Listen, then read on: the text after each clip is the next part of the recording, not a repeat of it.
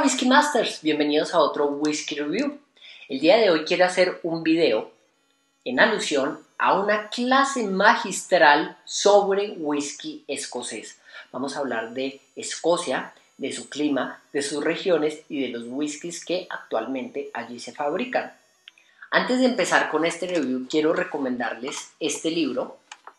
Se llama Whisky y licores para dummies, de la línea de dummies del grupo editorial Norma, y el autor es Perry Luns.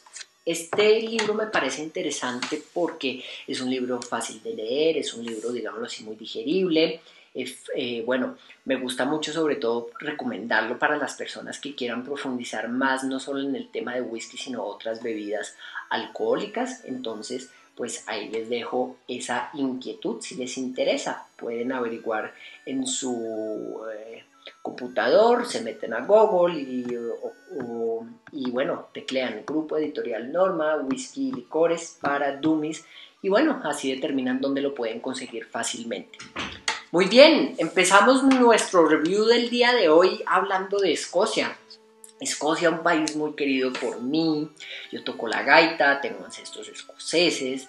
Desde, bueno, hace ya varios años, más de 7 años, bueno, tuve siempre como esa inquietud por este país, ¿no? Este país que está lleno de, bueno, un clima paradisiaco, está lleno de muchas leyendas. Allí habitaron los antiguos celtas, que eran estos guerreros fieros, muchos de ellos pelirrojos, con pecas, con ojos claros. Y bueno, yo creo que el whisky escocés particularmente, que tiene algo de allá y algo de acá, porque me explico, porque yo creo que tiene gran parte como de ese espíritu fiero de los antiguos celtas, pero también tiene ese toque que aportaron los monjes, los cuales llevaron la destilación o los procesos de destilación desde las regiones árabes hasta toda Europa, y allí, pues bueno, ellos haciendo sus pruebas crearon el whisky, o lo que se conocería hoy en día como el tatarabuelo, llamémoslo así, del whisky. Entonces, muy bien, quiero hablarles de las diferentes regiones que tiene este país. Bueno, quiero empezar comentándoles, yo el año pasado tuve la oportunidad de viajar y quedé maravillado con ese clima tan variable, porque en varias regiones ustedes van a ver valles, prados fértiles, en otras regiones van a encontrar unas islas con montañas partidas y quebradas que emergen de roca volcánica. Hay otras regiones de bosques antiquísimos, con prados así de musgo que todo se ve verde, es como si fuera literalmente un cuento de hadas, y por eso Escocia es famosa por su mitología asociada a las hadas, los duendes, las antiguas deidades. Entonces me gustó mucho ver cómo ese clima tan variable de acuerdo a la región influye mucho en las características de cada uno de los whiskies. Entonces yo acá hice la selección, como pueden ver, unas botellas, whiskies que yo aprecio mucho, marcas que tienen, bueno, una historia, ¿por qué no conmigo? Y quiero empezar hablando y bueno, mostrándoles, allí ya van a ver en pantalla las regiones productoras de whisky. Vamos a empezar por las Lowlands, con este whisky Auchentoshan Classic. Las Lowlands se caracterizan por tener un clima de valles, bosques, no hay mucha montaña, como en las famosas Highlands o tierras altas. De allí encontramos unos whiskies que son muy delicados, frutales, florales, whiskies que en inglés se conoce como lights, es decir, que van a ser muy delicados. Cuando nosotros pensamos en las Lowlands decimos, bueno, pero estos whiskies, ¿por qué no son tan conocidos?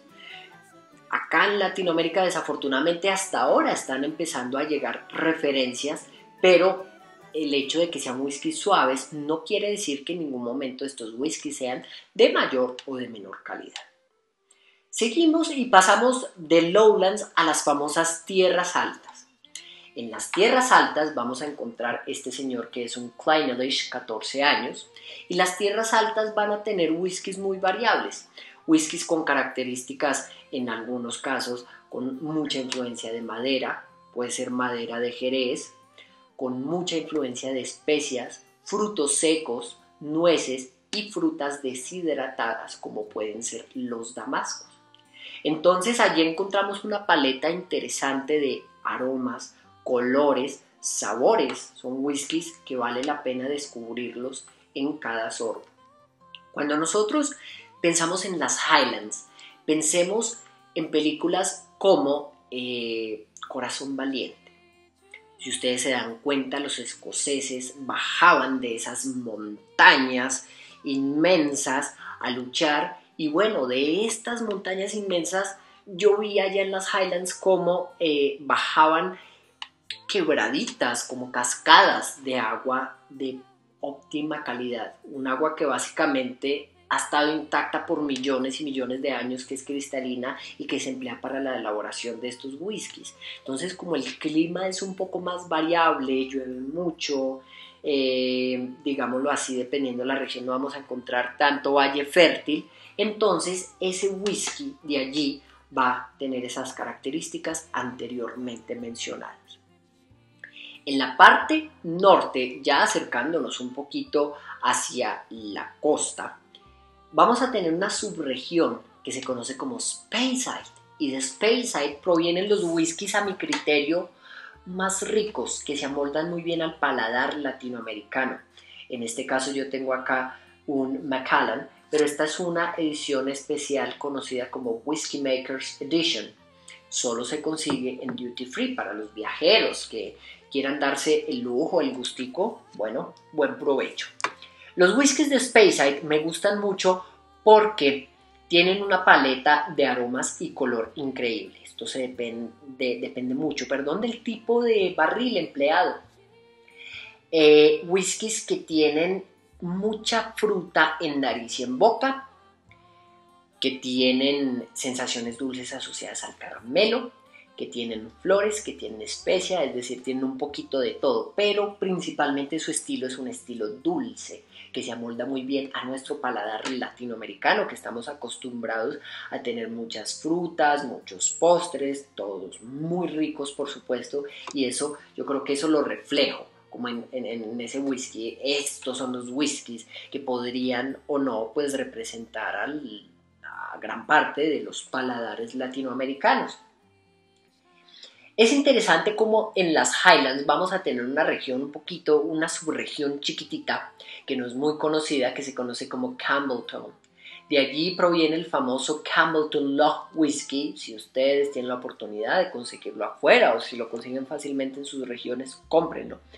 Un whisky que, bueno, tiene un poquito de mar, un poquito de madera, un poquito de dulce, todo va a estar perfectamente en armonía. Es una combinación de diferentes estilos, de notas, por supuesto, aromáticas y gustativas. Entonces, ya cuando nosotros tenemos gran parte de la isla, la miramos, decimos, bueno, ¿y qué pasa con las islas? De allí provienen whiskies igualmente fantásticos. Por supuesto, está la región que se conoce como Islands, que abarca desde Orkney, ¿sí? También abarca Skye, que fue una isla que me di el lujo de recorrerla casi en su totalidad, una isla muy bonita, si ustedes tienen la oportunidad de viajar, recomendada. Y los whiskies de allí tienen un carácter que por un lado es algo salino asociado a algas y sal marina, pero por otro lado tiene unas notas dulces que suavizan como esa sal. Y esa turba, que la turba es el carbón vegetal empleado para ahumar la cebada durante el proceso de fabricación. Entonces hay una referencia que me fascina, es una cosa de locos, que es el Highland Park, el 12 años.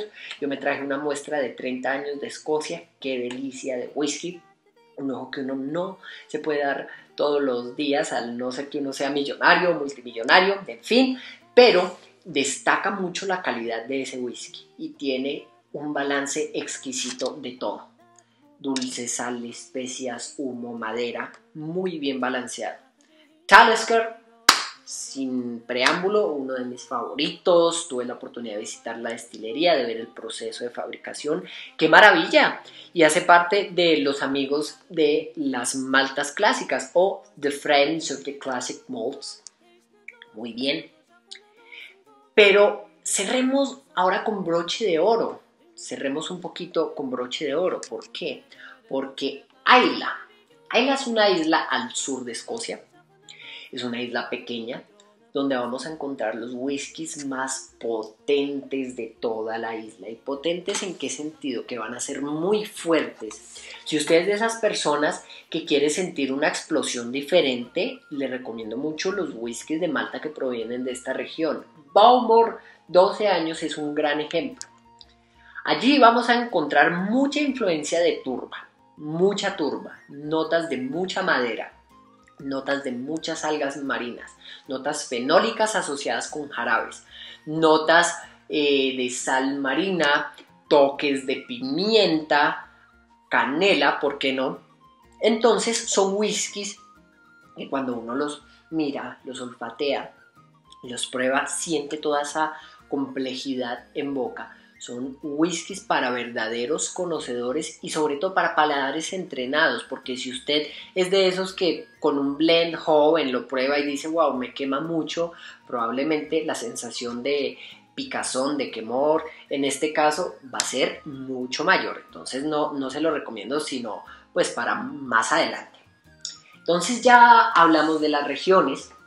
Ahora vamos a hablar un poquito de los tipos de whisky, empezando por el más vendido en el mundo, Blended Scotch Whisky. El Blended Scotch Whisky, bueno, hoy en día se consiguen muchas marcas, muchos estilos, todos distintos entre sí, pero aquí vamos a tener unas características interesantes. Vamos a tener la reunión de diferentes whiskies de todas las regiones que les acabo de mencionar. Entonces imagínense un poquito de sal, un poquito de humo, de yodo, de especias, de dulces, de flores, y esto se resume en una referencia, como en este caso puede ser el Grant's Cask Editions Ale Cask Reserve. Este whisky ha sido madurado en barricas que contuvieron cerveza tipo ale escocesa.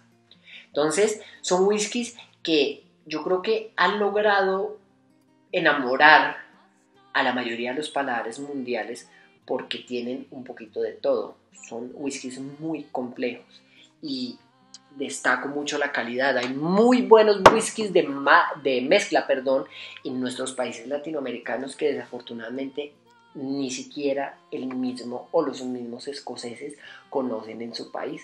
Es irónico, ¿no? Cuando nosotros ya desfragmentamos, sí, este whisky, bueno, vamos a encontrar dos categorías por un lado. Está el grain whisky. Yo acá tengo una muestra.